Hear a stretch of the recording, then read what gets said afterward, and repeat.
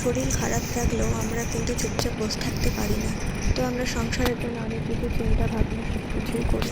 তো দেখো আজকে আমার শরীরটা সকাল থেকে এতটাই খারাপ লাগছিলো, কোনো কাজ করতে ইচ্ছাই করছিল না। তো তারপরে যখন অনেক দিন বৃষ্টি হওয়ার পর দেখলাম রোদ হয়েছে, তো ভাবলাম বসে থেকে আর কী করবো, যদি এগুলো একটু কাচাকুচি করি বা রোদ্দুরে দিই তাহলে সেটা খুব ভালো হয়। তো সেই কারণে যেটা ভাবলো সেটা কাজ। তো তারপরেই আমি সব জিনিসপত্র কাচাকুচি করে দিয়েছিলাম, বালিশের ওয়ার, বেড কভার সব কিছু, সাথে মেয়ের, তোমাদের দাদা ভাইয়ের সব কিছু আমার। তো এগুলো করার পর বালিশগুলো রোদ্দুরে দিয়ে ফেলেছিলাম। তো এগুলো রোদ হতে হতে হট করেই বৃষ্টি চলে এসে আবার সেগুলো ভিজে যায়। তো পরে আবার সেগুলো রোদে দিই। তো তারপর দেখো এগুলো শুকিয়ে যাওয়ার পর মেয়েকে দুপুরবেলা খাইয়ে শুইয়ে দিয়ে ঘুম পাড়িয়ে রেখে, তো এগুলো ভাবলাম যে বসে থেকে আর কী করবো, যদি এগুলো ভাঁজ করে নিই খুবই ভালো। তো দেখো এগুলো এবার এক এক করে আমি ভাঁজ করে নিয়ে ফেললাম।